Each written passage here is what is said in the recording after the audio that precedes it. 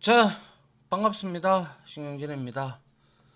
자, 우리가 지난 22장 이제 머터리얼 라이브러리까지 끝내고 이제는 컴포넌트에 대해서 우리가 좀 살펴볼 필요가 있는데요.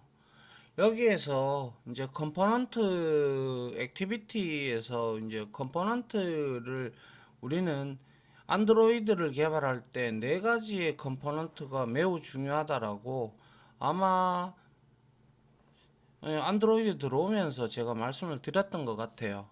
그 중에서 우리가 액티비티 컴포넌트에 대해서 이제 공부를 좀 하고 아무래도 이론적인 부분이 내용이 좀 많아질 것 같아요. 예, 그래서 일단은 한번 봅시다. 예. 그래서 이 장의 개요는요, 우리가 앞에서 이제 잊어버리셨을 수도 있는데 지금까지는 우리가 레이아웃, 뭐 어댑터, 뷰 페이저, 뭐 이런 제트팩 라이브러리와 그리고 머터리얼 라이브러리에 있는 여러 가지 내용들을 핵심적인 내용들을 많이 살펴봤고 이제 그러한 내용들을 토대로 해서 이제 컴포넌트들이 이제 구성을 우리가 해서 이제 또 다른 액티비티가 다른 액티비티를 실행할 수 있는 그러한 기능과 뭐 등등에 대해서 좀 살펴볼 겁니다. 자, 안드로이드 앱은 액티비티, 그리고 브로드캐스트 리시버, 그리고 서비스, 그리고 컨텐트 프로바이더 기억나시죠? 그죠? 요 네 개 있다라고. 그래서 이 등 네 개의 컴포넌트를 기반으로 원래 앱은 개발을 합니다. 근데 지금까지 살펴본 액티비티를 이제는 우리가 제대로 개발을 하기 위해서는 인텐트라고 하는 게 있어요. 요거 한번 나왔었거든요. 얘는 데이터를 저장하는 담는 놈인데 인텐트의 원리와 액티비티의 생명주기, 우리가 프래그먼트의 생명주기는 살펴봤어요. 그죠? 근데 프래그먼트하고 액티비티하고 차이점이 거의 비슷한데 차이점이 좀 있다라고 말씀을 드렸죠. 그래서 액티비티의 생명 주기를 이제 이해를 해야 돼요. 그리고 나서 액티비티 이외의 나머지 컴포넌트도 이제 차근차근 우리가 알아 나가도록 하겠습니다. 자, 다음 장 한번 보죠. 자, 그러면 먼저 인 인덴트라고 하기도 하고 인텐트라고도 하는데 뭐 그거는 부르기 나름이고요. 그래서 이제 인텐트라고 부르는 게 낫겠죠. 어차피 이 지금 철자가 인텐트로 이렇게 되어 있으니까요. 그죠? 요거는 제가 좀 수정을 해 두도록 하죠. 자, 그래서 안드로이드 앱은 모두 4개의 컴포넌트로 개발을 하는데 이때 가장 핵심이 되는 클래스가 바로 인텐트 클래스예요. 얘가 뭘 하는 놈인지 설명을 드리면 인텐트는 한마디로 컴포넌트를 실행하려고 시스템에 전달하는 메시지라고 일단 정의를 내리면 될 것 같아요. 그래서 이렇게 정의를 할 수가 있어요. 다시 한번 컴포넌트를 실행하려고 시스템에 전달하는 메시지가 바로 인텐트입니다. 인텐트. 즉 기능을 수행하는 함수를 제공하는 클래스가 아니라 얘는 데이터를 담는 클래스예요. 데이터를 담아서 시스템에 전달하는 놈이라고요. 그걸 알아야 돼요. 기능을 수행하는 함수를 제공하는 클래스가 아니고 데이터를 담는 클래스다. 데이터를 담는 클래스다. 이거를 알고 들어가야 돼요. 알겠죠?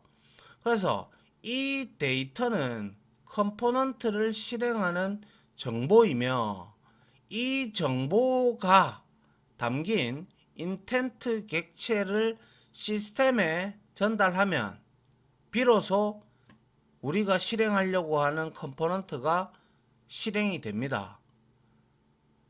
예를 들어서 메인 액티비티에서 뭐 다른 액티비티를 내가 실행을 하려고 해.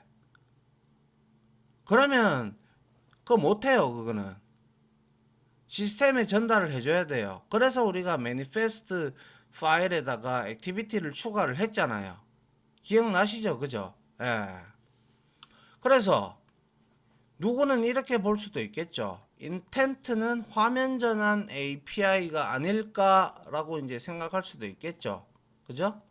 물론 헬로우 월드를 출력하는 간단한 앱만 개발을 한다면 그렇게 생각할 수도 있어요.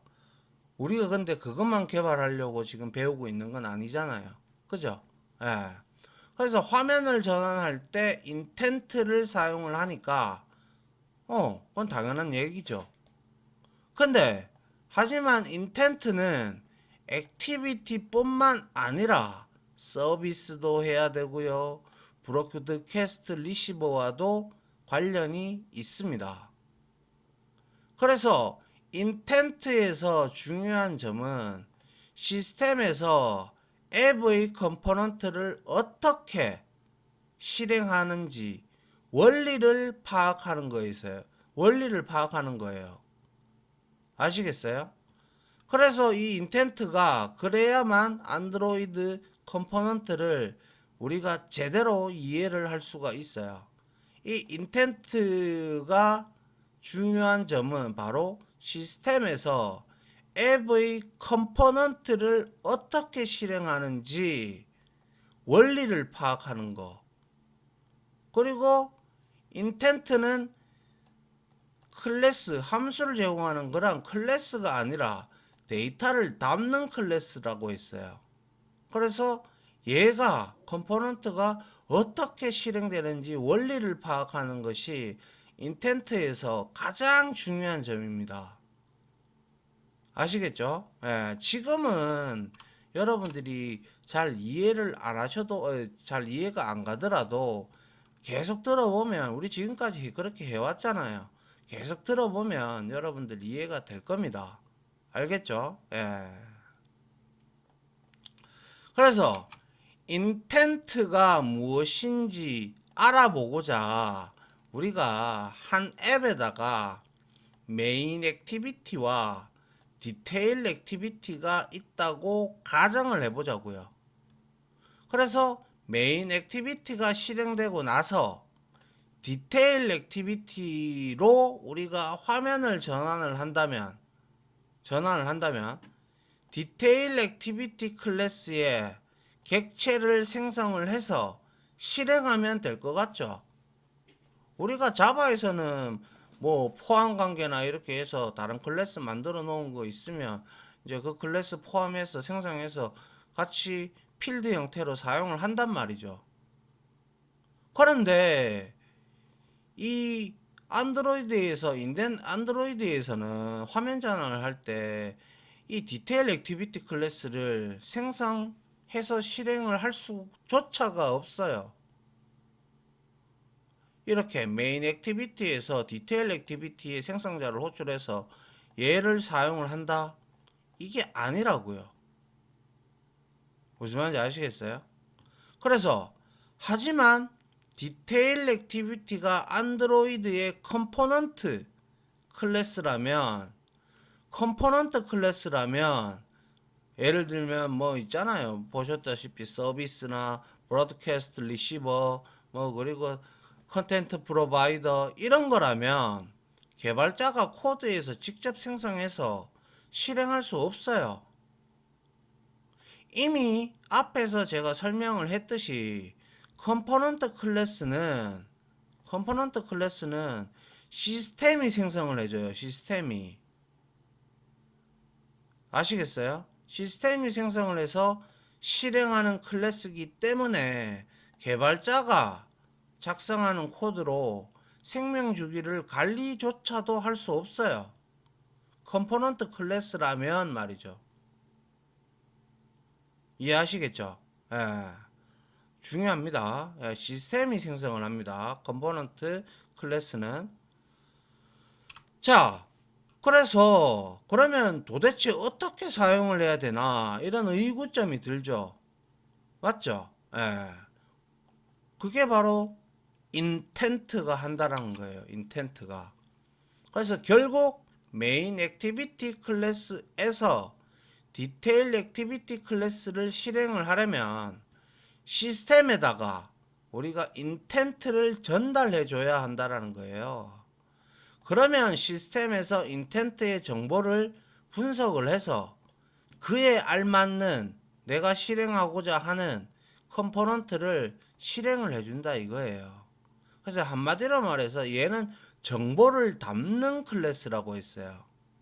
그래서 메인 액티비티에서 이렇게 인텐트를 통해서 시스템한테 의뢰를 하는 거예요.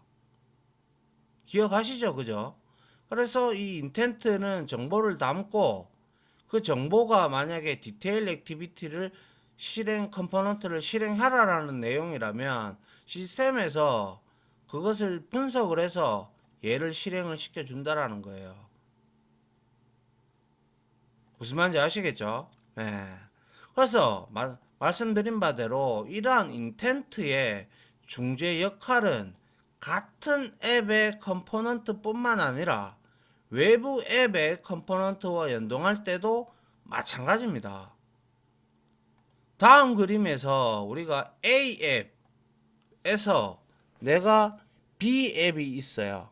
뭐 내가 뭐 예를 들어서 뭐 카카오톡을 쓰다가 거기에 카메라 기능을 연동을 한다. 뭐 등등 아니면 GPS를 한다. 등등 뭐 이런 것들을 우리가 이제 한다. 그러면 메인 액티비티에서 얘를 사용하고자 권한도 얻어야 되겠습니다만은 인텐트 정보를 통해서 이렇게 전달을 해야 된다 이 말인 거예요. 그래서 A 앱에서 컴포넌트에서 인텐트를 시스템에 전달하고 그 정보를 분석하여 B 앱의 컴포넌트를 실행할 수가 있게 되는 거예요. 그래서 연동이 되는 거예요. 아시겠어요? 예.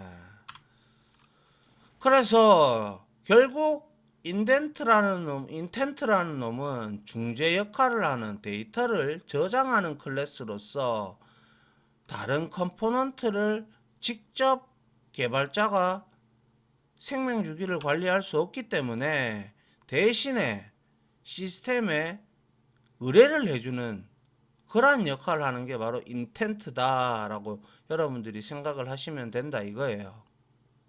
아시겠어요? 에. 자, 그리고 우리가 지금까지 액티비티를 많이 만들었잖아요. 그죠? 그래서 액티비티는 매니페스트 파일에 등록을 해야 실행이 되는 거 알고 있죠? 그죠? 예. 그래서 액티비티 클래스 하나당 액티비티 태그로 하나로 등록해야 하며 저는 그냥 이거 다 복사해서 그냥 넣었죠. 그죠? 근데 이때 뭐 줄일라 그러면 줄여도 되는데요. 그래서 이때 액티비티의 클래스 이름으로 지정을 하는 네임 속성은 절대 생략하면 안 돼요.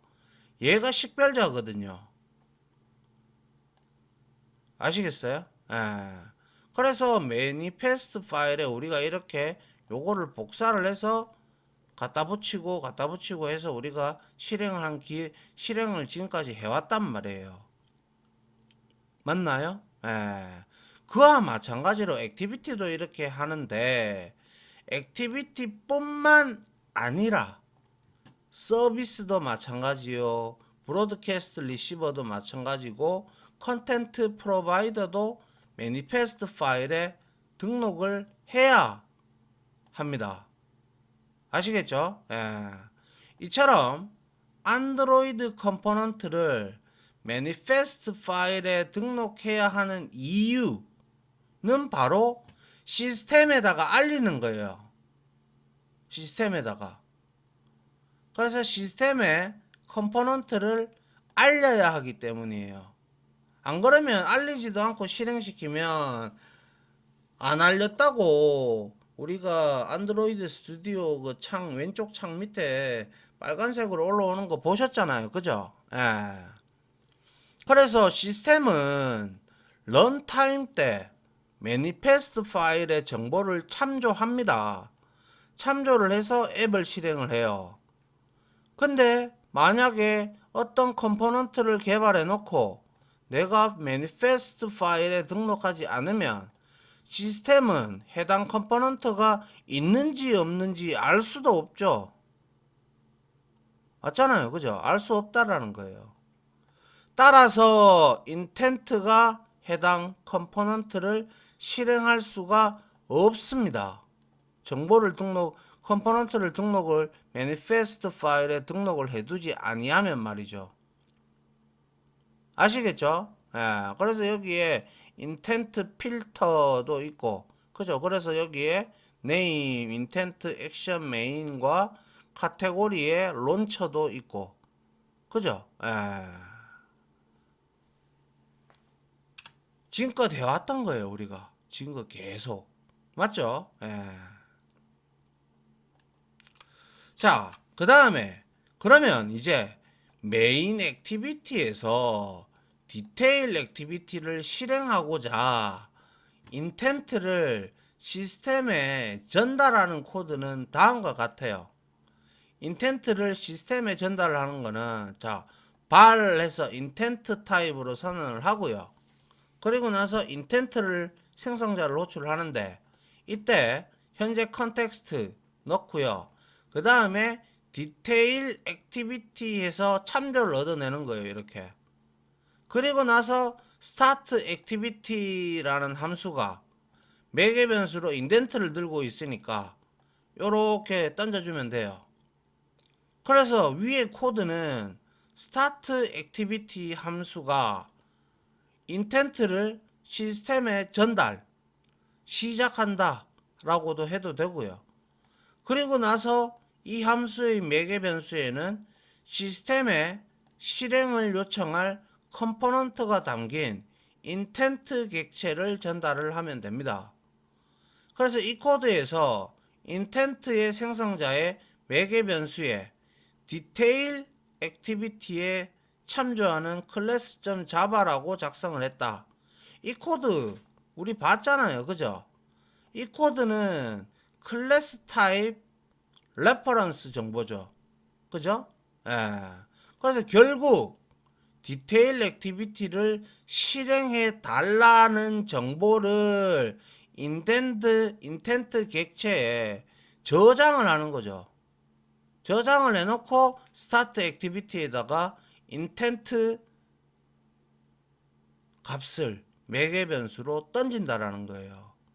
그러면 이게 바로 인텐트를 시스템에 전달을 하면서 결국에는 이놈이 실행이 된다라는 뜻을 의미를 하겠죠. 맞나요? 예. 자, 그 다음 한번 보죠. 자, 그 다음에 인텐트만 우리가 전달을 하면 아무 의미가 없잖아요. 실행해 달라고 하면 데이터도 왔다 갔다 해야 되잖아요. 그죠? 맞습니까? 데이터도 왔다 갔다 해야 되는데 그게 바로 인텐트 엑스트라 데이터를 이용을 하는데, 자, 그런데 메인 액티비티에서 인텐트를 이용해 디테일 액티비티를 실행할 때 내가 만약에 데이터를 전달해야 한다면 어떻게 해야 될까? 그죠? 실행은 어떻게 시키겠는데 내가 데이터를 어떻게 전달을 할까 이거예요. 그러면 디테일 액티비티에 함수를 하나 선언하고 메인 액티비티에서 함수를 호출하면서 매개 변수로 데이터를 넘기는 방법으로 일반적으로 우리는 이렇게 생각할 수 있겠죠. 허나 이 방법은 불가능합니다.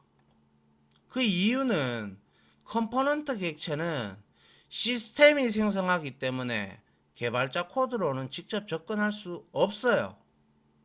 앞에서부터 계속 강조드리지만 컴포넌트 객체는 개발자 코드로 직접 접근할 수 없습니다. 따라서 컴포넌트 객체로 어떤 함수도 호출할 수는 없습니다. 그러면 도대체 어떻게 전달해야 되는데, 그쵸? 그래서 인텐트에 컴포넌트 실행을 요청할 때 데이터를 함께 전달을 하려면 바로 엑스트라 데이터라는 이놈을 우리가 이용을 해야 되는데요. 엑스트라 데이터는 인텐트가 담는 인텐트에 저장하는 부가 정보라고 할 수 있다라고 보시면 돼요. 그래서 여기 그림에서 보시다시피 전달을 왔다 갔다 할 때 인텐트를 통해서 여기에다가 엑스트라 데이터를 이렇게 대입을 해서 전달하는 방식으로 서로 주고받는 거예요. 그래서 메인 액티비티에서 인텐트에 엑스트라 데이터를 추가해서 전달하고 디테일 액티비티에서 인텐트에 담긴 엑스트라 데이터를 가져오는 디스트럭처링, 즉 구조다 이거예요. 스트럭처가 그렇게 돼 있어요. 알겠죠? 그래서 인텐트에 엑스트라 데이터를 추가하는 함수가 바로 put extra라는 함수예요. 그래서 public intent, 그죠? 그리고 뭐예요? put extra 이렇게 돼 있어요. 그죠? 이거는 지금 자바 함수다. 그죠?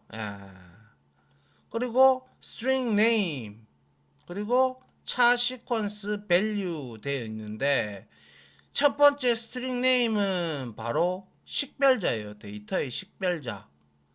그리고 이 차 시퀀스가 바로 전달할 데이터에 해당이 돼요. put extra 함수의 첫 번째 매개 변수는 데이터의 식별자에 해당합니다. 식별자. 알겠죠? 그리고 두 번째는 매개 변수가 전달할 데이터가 된다 이거예요. 이해하시겠어요? 그러면 이렇게 해서 데이터를 추가를 했어. 그래서 보냈어. 그러면 받는 쪽 입장에서는 어떻게 받아야 될지 그것도 생각해 봐야죠. 맞죠? 그래서 이렇게 put extra 함수는 각 타입의 데이터를 담을 수 있도록 오버로딩이 많이 되어 있는데요. 오버로딩 아시죠? 같은 이름으로 여러 개의 매개 변수를 달리하며 순서를 달리하고 그리고 개수를 달리해서 오버로딩 하는 것이 바로 오버로딩이라는 개념이잖아요. 그죠? 그래서 오버로딩으로 선언되어 있어요. 그래서 다음은 인텐트에 데이터를 추가하는 코드인데 발 인텐트하고 여기에서 인텐트를 디테일 액티비티에다가 이렇게 만들어 놓고 인텐트에서 put extra 해서 데이터 1 하고 이건 식별자라고 있어요. 데이터 1, 2는. 그리고 나서 한 놈은 hello 스트링을 보내고 한 놈은 10이라는 정수값을 보내요. 그리고 start activity에서 indent라고 주는 거예요. 맞나요? 그래서 인텐트로 실행된 컴포넌트에서 엑스트라 데이터를 가져와야겠죠. 보냈다면 수신을 해야 될 거 아니에요. 그죠? 가져오려면 인텐트 객체의 프로퍼티를 우리가 이용을 하면 되는데요. 그리고 그 인텐트 객체의 getter, getInt extra 함수로 데이터를 가져오면 된다. 데이터를 가져오는 함수 또한 타입별로 이렇게 여러 개 제공을 해요. 그래서 int 타입이면 getInt extra 식별자 들어가야 되겠죠. 그 다음에 string 타입이면 getString extra, 그죠? 그리고 더블 타입이 넘어왔다 그러면 getDouble extra 이렇게 타입별로 다 제공을 합니다. 여러 개. 그래서 수신을 하는 거예요. 무슨 말인지 아시겠죠? 자, 그래서 보낼 때는 put extra, 받을 때는 get 붙어 있는 거, 그리고 그 타입에 따라서 여러분들이 선택을 해서 받으면 된다라는 거예요. 알겠죠? 예.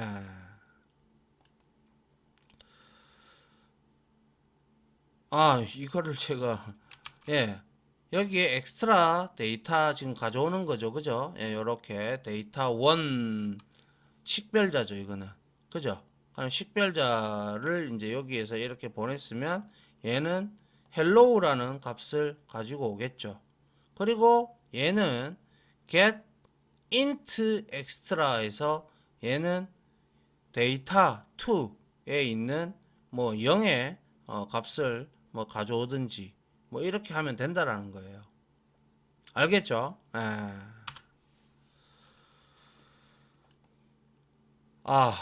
요 액티비티 화면 되돌리기는 설명하면 시간이 좀 걸리니까 다음 시간에 이어서 이론 시간으로 설명을 좀 드리도록 하죠.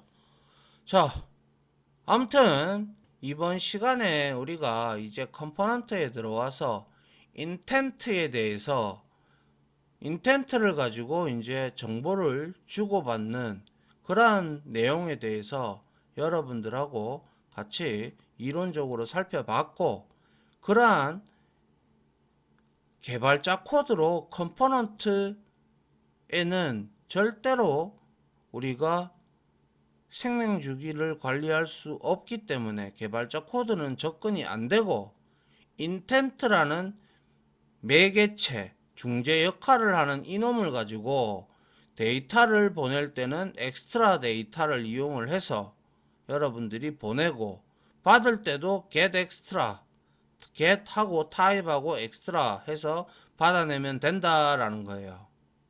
그게 핵심이에요. 아시겠죠? 그거를 여러분들이 정리를 좀 하시면 될 것 같습니다. 자, 여기까지 마무리하고요. 일단 그 다음 시간에 이어서 이론적으로 공부를 좀 더 해야겠죠. 자, 아무튼 지금까지 강의 들어주신다고 수고 많으셨고요. 저는 다음 강의로 찾아뵙도록 하겠습니다. 다들 고생하셨습니다. 감사합니다.